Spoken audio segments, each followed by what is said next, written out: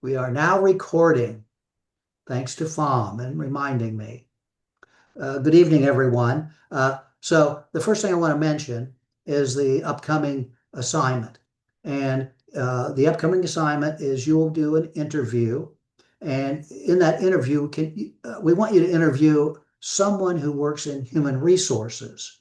Now, that could be a variety of people. That could be a principal. That could be an assistant principal. That could be assistant superintendent. That could be a superintendent. That could be a human resource director. That could be a chief financial officer or a school treasurer. So you have a variety of individuals. Although what you're going to be learning as we start to get into the human resource part of this course, next week you'll get into this, is that first of all, human resources reaches a variety of functions from hiring, and that's where a principal, assistant principal, superintendent gets involved in, to actually payroll, and that's where a treasurer would come in. So there's about 7 or 8 functions that you're going to be learning. Each week we expose you to a different function, and we kind of go for that. So, and we gave you, and the interview that you'll write about, report on, will be much like the one you did for school finance. Similar, but this time focus more on the human resource side of things. So that's due on September 22nd. Would you be able to provide us with an example? There are some examples already in, probably next week, those examples will pop up or on that assignment, Okay, thank you. when it pops up. So there'll be some examples there for you. Okay. And quite frankly, the examples that I used, so I've never taught, like I told you before, I haven't taught human resources per se, like this course, where it's strictly focused on human resources. But I have taught a similar course at Franciscan. The course was called School Business Affairs, which is kind of in the same ballpark. And so what I asked those students to do, and those students were working on their superintendent's licenses. So what I asked them to do is I asked them to interview, and once again, kind of the same cast of characters, so to speak. But what I did with them is I said, I assigned one person to interview the transportation director, one person to interview the maintenance director, one person to, that way, and then I had them share their findings so that everybody got a broad view of the business affairs that go on in a school system. But so I gave you some examples. I think was their writings or their interviews, I should say. So once again, we just want you to become acclimated to someone that works in that arena, human resources. And in the meantime, my suggestion is to kind of attach onto that person, because as you go through this course, each week will unveil for example, I think next week you start talking about, well, it's an overview of human resources. So you look over the whole bottom line. And then we give you the audit, where we start asking you some questions, specific questions about what takes place in a school district that you're working with. And so therefore, you may need to have a resource, I guess, that you can call upon to ask them some questions, because you might not know. Okay. So my next question is, did you get your book? Honestly, I did not, just because I am paying for my last 2 classes and I just didn't want to like pay a little more, like, because you're providing all the readings for us and everything that we need Yes. through the modules. Honestly, I don't feel like we need it, Yes. to be honest. So, and like I told you, that's quite all right. tonight there's a couple of things that I thought the book did okay with, but I'll be fleshing that out for you. Fom, you bought the book? I got my book at my place because I asked a bookstore and they said they didn't see in the kind of slingshot. So Yes. I, unfortunately, I found it in my place. So I have a hard copy of it. Okay. So yeah, because I'm sure that it doesn't have an ebook. That's why Slingshot couldn't provide it. And so therefore, you had to get it hard copy. And so anyway, I'll be real curious. Well, so far, have you read any of the chapters yet? Chapter one, right? You've read chapter one. Yeah. Is it any good? Honest.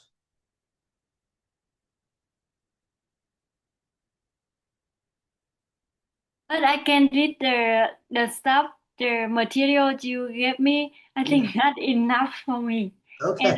yeah, more detail. Okay.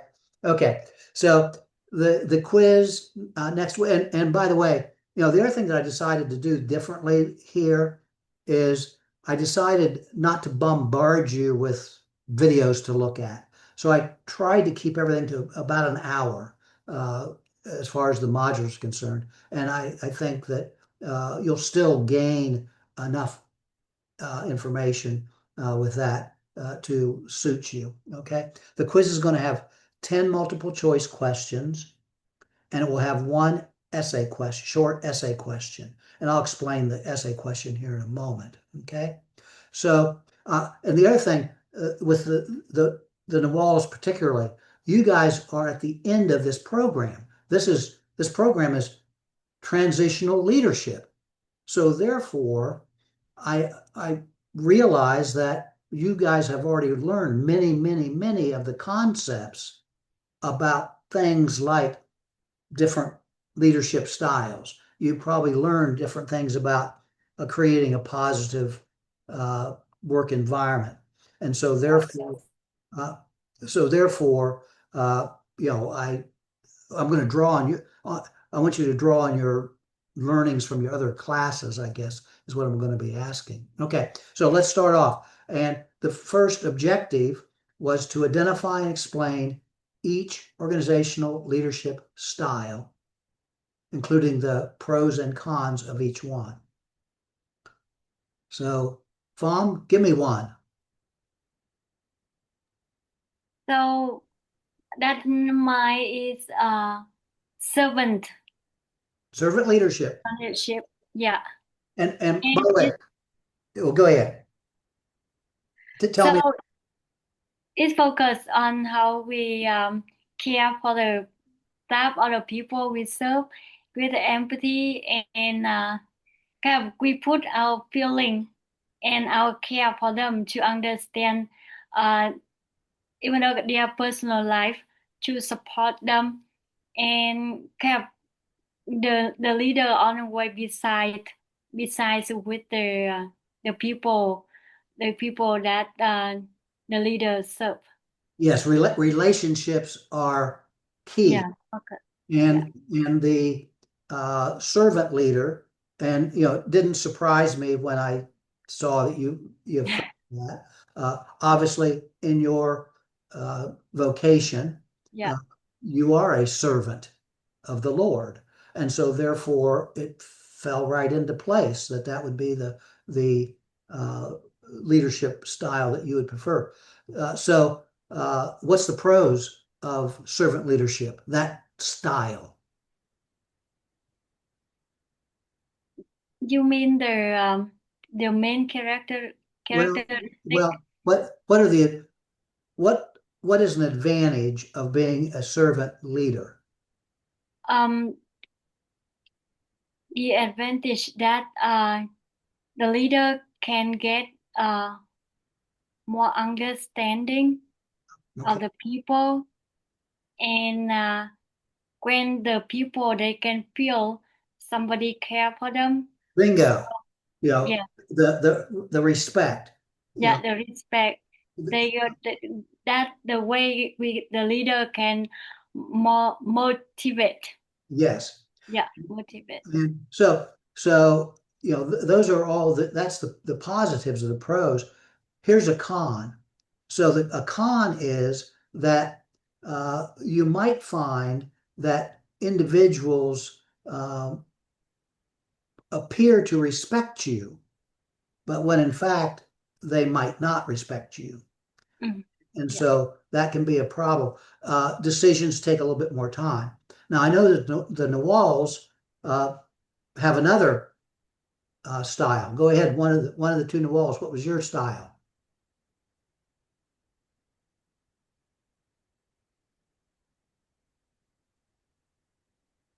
So honestly, looking at them, they're all great, but transformational leadership, Yes, especially we took a course with Dr. Sharon about that, walking into the school and transforming it, having a positive impact. Um, Along the way, it's probably getting into, I'm so sorry, because the nurse came in. But yeah, that's the one that we would. yes. Um, And the only thing is that one of the cons is that you might not be very liked yes, because you're trying to make a difference, make it good. But in the long term, the growth that you're going to see through doing that yes. is worth it. It's worth the process. You know, the key is change. And Yes. on average, the transformational leader is a change agent, is a change agent. And like you said, you know, the con is that people don't want to change. And so therefore, if you are in a situation where the situation needs changed, but your staff doesn't want to change, bingo, you've got collision, you've got conflict going on. And it requires continuous communication, and you can make progress if you are very capable of doing that. So just a couple of the others. The one that I would suggest not to do, and it was listed in the book, and so therefore I kept it, was laissez-faire leadership. Can someone tell me what laissez-faire leadership? And if you know French, like I do, you know what laissez-faire means. To give little directions. Yeah, leave alone. Leave Yeah. alone.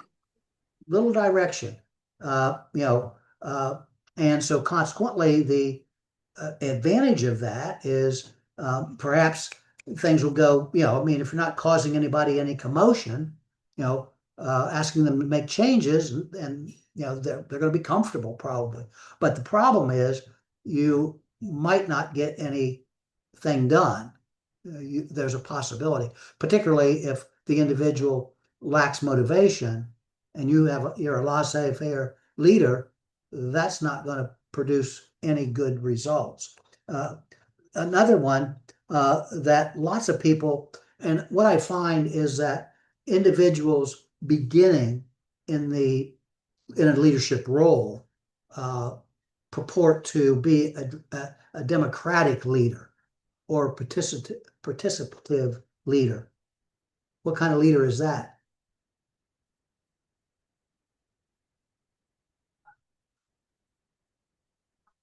Fom, can you tell me what a democratic leader is? That the leader will let um, their staff to kind of have an opinion, and they will let them have an opinion, and the people kind of equal chance to have to Yes. have Everyone, idea. yeah, everybody has a chance to participate. Everybody has the voice. Those are all the pros. The cons is it really can slow down the process of leadership. If you're taking all the time to gather all this information from individuals, then it's going to take you all kinds of time to get things accomplished. So the last one that we think we had you take a look at was transactional leadership. And that's a managerial leader. A person is managing. They're just making sure that everything keeps functioning. Everything's moving kind of in the right direction or basic direction. And it can limit creativity. There could be mistakes that are made and not corrected. I don't think I had you study situational leadership, did I? I don't think I did. I wish I would have. I did? You have, I yeah. did. Good. So tell me what situational leadership is. The situational leadership that the leader he can handle the situation or the problem with kind of if in case that emergency, so Yes. the leader can give the direction immediately uh, without ask for or get the feedback or anything the response from his So staff. within situational leadership, what the leader does depends on what their followers are capable of doing. If the task is something that the followers know exactly what to do, then you can delegate the the jobs. Okay. On the other hand, just what you just said is that if they don't know what to do, then the leader has to direct and guide and tell. Of course, in the meantime, there's coaching and collaborating, which are two other parts of this. So early within the first month of my when I was an assistant superintendent, we had a fire in the school.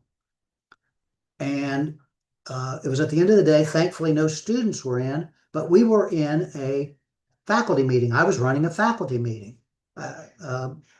And so think about this. First time leader, although I've been a teacher and a coach and those kinds of things. And here's what I remember. I'm being democratic, right?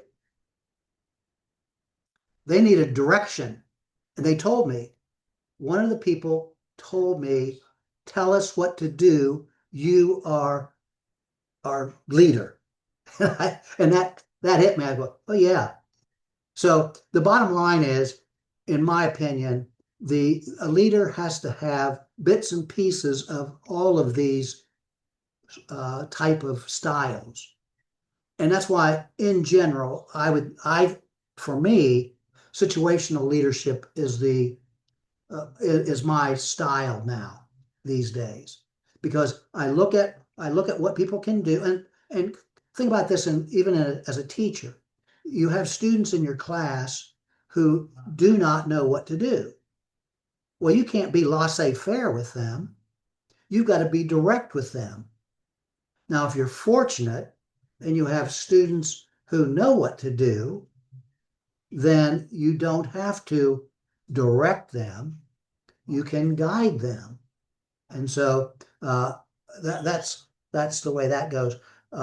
Okay, so you guys did the second and third. You determined the situation or your leadership style. You considered situations that were pertinent to your approach.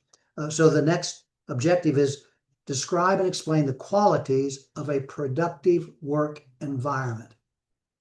And once again, having been, as you've been through this program, you've had lots of probably readings, maybe books on this, creating a productive work environment. Give me some of the qualities that would describe a productive work environment. E, can you give me one? Collaboration, Yes. back. Yes, collaboration. Okay. She typed it, but for some reason it's not, you can't hear Oh, when okay. she's speaking. So she put clear goals and communication, but for some reason when she's unmuting, you can't hear it. Oh, okay.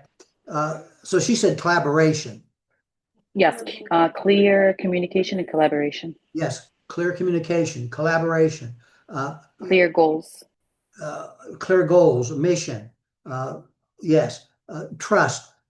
So without a doubt, early on, you have to build trust. You won't have it immediately. Just because you have a title doesn't mean that you're automatically going to have the trust of individuals. Individuals are going to challenge your trust, and they're going to try to find out whether they can trust you or not. And that's something you want to be very alert to say the least.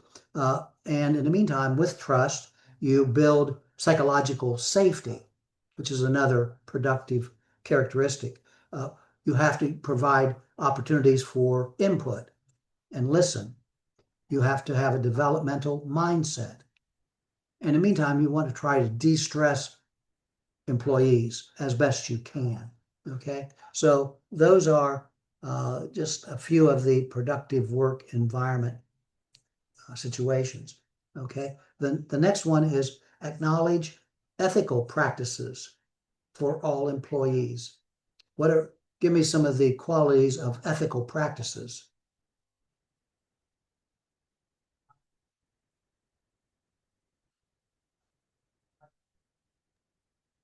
That is Say again. fairness. Fearless. Yes, you have to be fearless. And you have to stand up for what you believe. And sometimes that means you have to go against the grain, so to speak. But you have to do what's right. That's ethical. Transparency. Transparent. Got to be transparent. Definitely that's an ethical practice, to say the least. You want to recognize your team when they do good things.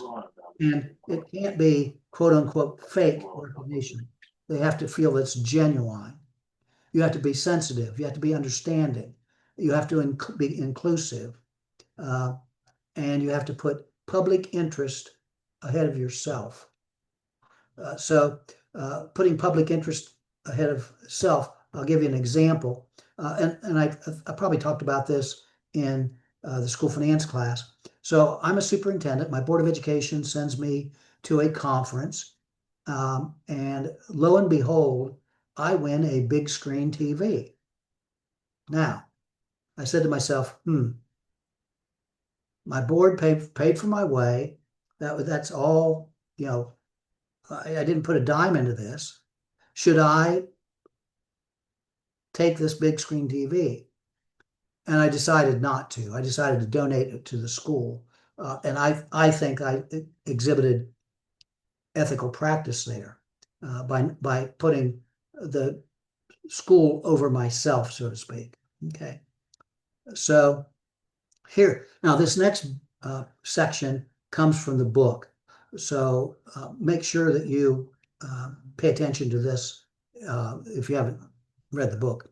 Describe employee motivation based on expectancy, equity, and goal-setting theories, and identify the advantages and limitations of each theory. Okay, and on average, I don't particularly like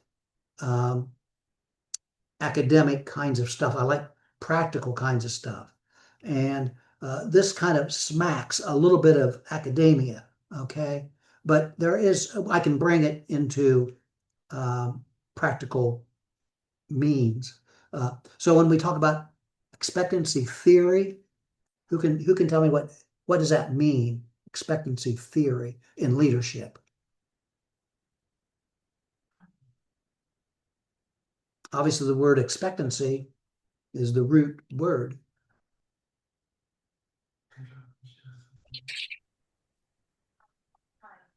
Like to motivate and drive them. Well, and expecting something. Yes, you expect certain behavior. You expect performance. And that's what motivates people. People are motivated to perform a specific behavior based on the belief that the effort they put in will lead to a certain level of performance.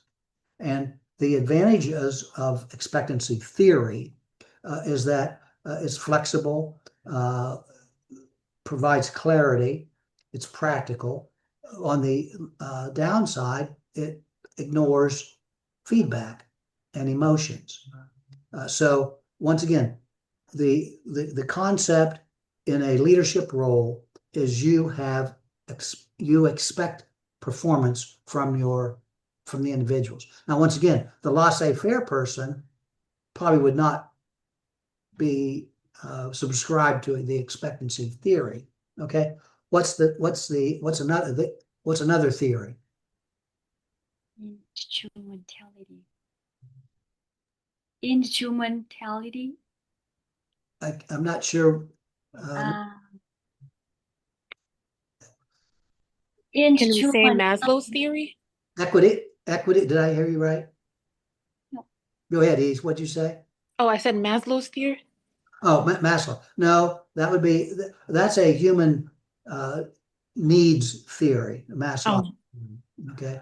These are three different kind of leadership theories. And once again, kind of academic rather than practical, but it can be brought into practicality. Equity theory is the next one, that everybody should be treated equal. There should not be any favorites. Everybody's treated on the same wavelength.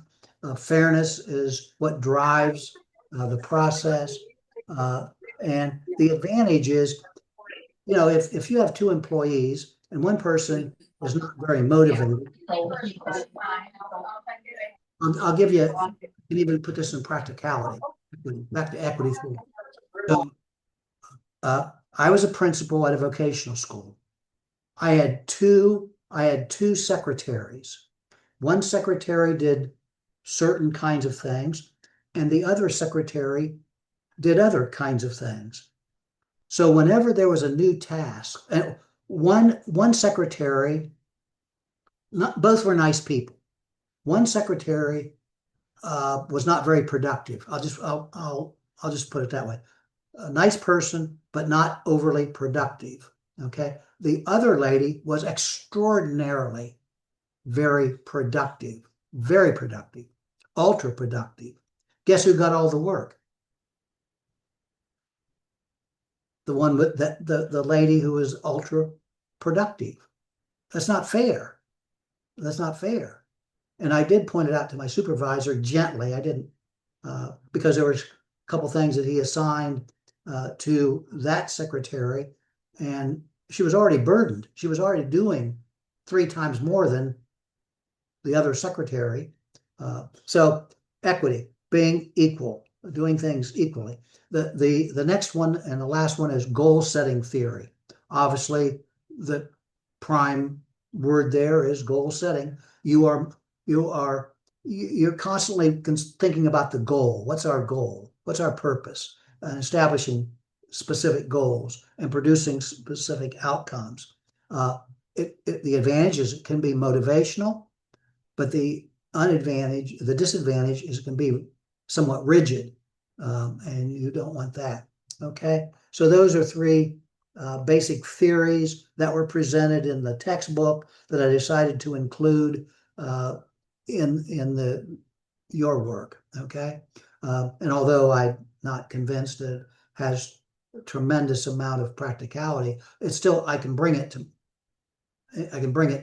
practicality, I guess. Okay, so the next one is explain ways to motivate employees. How do you motivate someone? I think it's very important to celebrate the small wins. I couldn't quite say it again. Celebrating the small wins. Yes, celebrate their accomplishments. Yes, the little ones too. We don't always have to wait for like the big ones. Any little thing. Exactly. Celebrate the little things.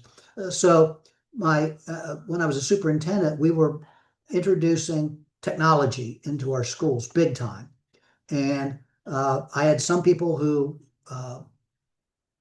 adapted very quickly, and they were very easy to work with. I had other staff members who were very resistant. They didn't want any part of it. Well, we accomplished a few things, and so I provided a banquet for the staff to celebrate the staff's accomplishments. So hopefully that would motivate them to continue to work toward implementing the technology that we wanted. Okay, other kinds of things? make a good example, Yes. a role model. Role model, be a role model. Absolutely. Lead by example. Definitely. And Maybe higher pay as well. say again, Higher pay. how you're paid.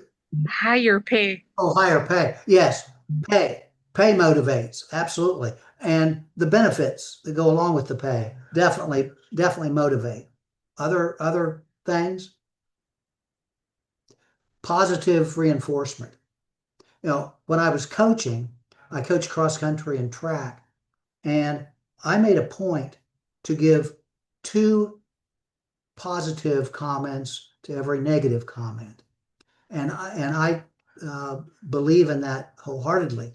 Provide people more positives than you do negatives, because if you give them too much negative, they're going to turn off more than likely. But if you provide positive reinforcement, chances are that they will listen to the negative side of things, understand what their work entails, understand them. Okay.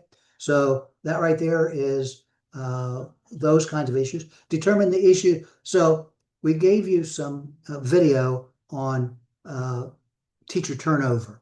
And boy, this is a big issue in our profession, huge issue.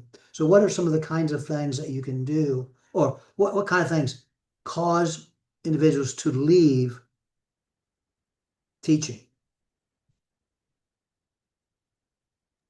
I'm sorry, can you repeat that? So tell me the issues that drive teachers to leave the profession. I mean, for sure, the way that they're being treated, The way they're being treated, or mistreating, the pay, the benefits, pay, class sizes, class sizes. the expectations. I mean, I can go on. I know. I'm in the classroom right now with 27 students. I can go on, but Yep. yeah. Student behavior, lack of Yes. support from Yes. the administrators and from the parents. All of those kinds of things have caused many people to leave. Lack of teamwork. Lack of teamwork, yes. So often individuals go into the profession with high hopes, so to speak. And they think that they're going to get 20 students in a classroom. Those 20 students are going to be highly motivated, highly charged to learn.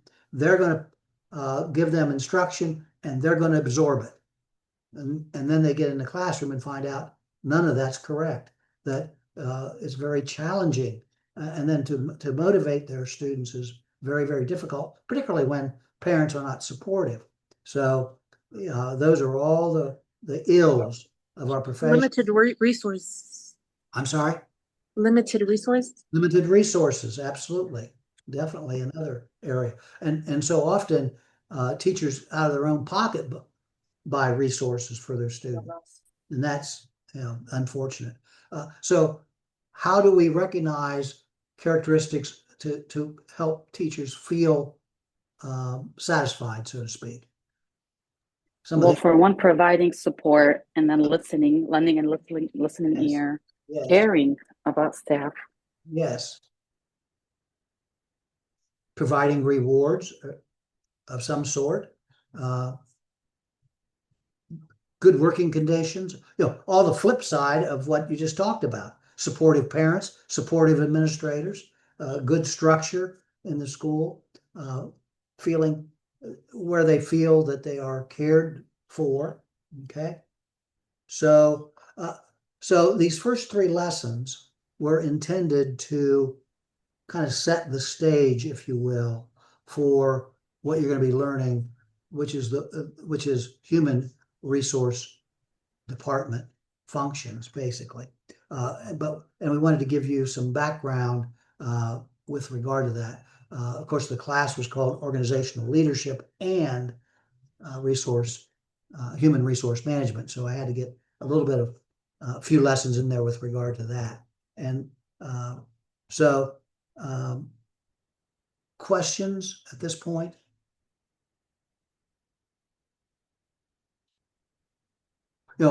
Once again, I think we're good. okay. What I'd suggest is even take some of the information that you've learned in other classes, and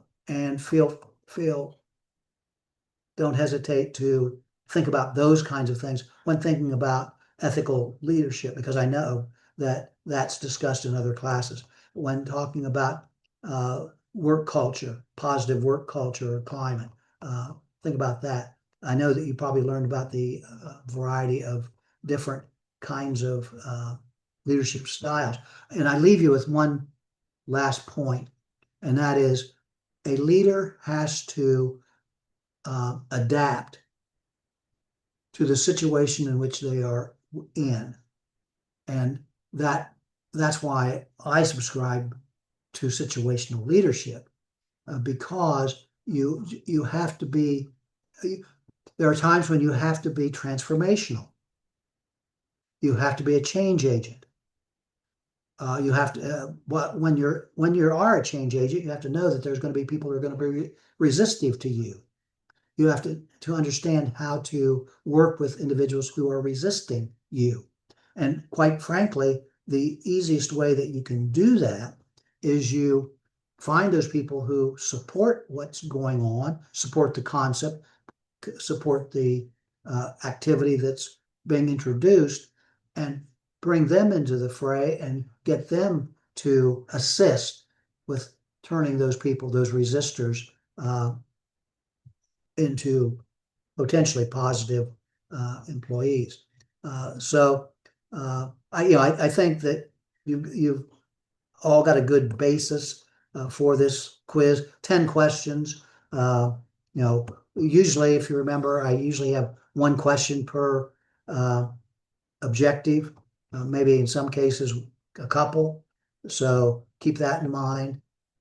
And of course, once again, the essay is, you will tell me your particular leadership style, which you've all done already. I even know what they are. But then I want you to give me an example of how that leadership style would work best. Okay? How that leadership style would work best.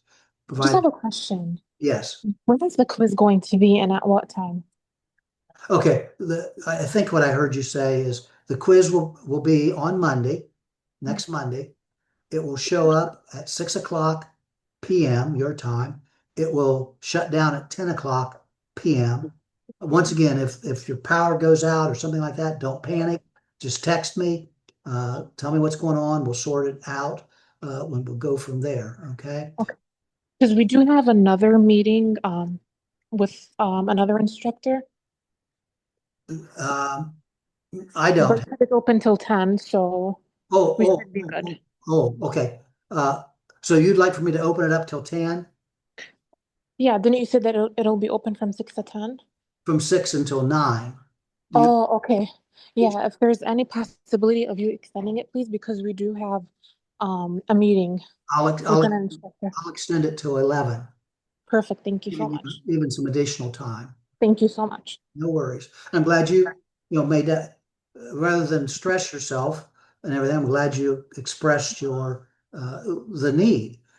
And so as a leader of the class, I acknowledge that, number one, well, first of all, I hope that I built trust, that you can trust me, and that you can ask me when there's a specific kind of thing that you need, and that I analyzed it very quickly and said that's a legitimate. Definitely. Thank you so much, Professor. We really appreciate it. Yeah, we'll extend it to 11. Okay. Perfect. Thank you so much. Good luck. Once again, I will post this on YouTube. I'll give you the link and you can review it if you choose. Okay. Yeah. And just remember, I'm not going to be around from the 20th to the 27th. So don't panic if I haven't graded your interview until I get back off of vacation, 28th or 29th. Okay? Yeah. Okay. Have a good evening. Thank you. Bye. Bye-bye. Bye.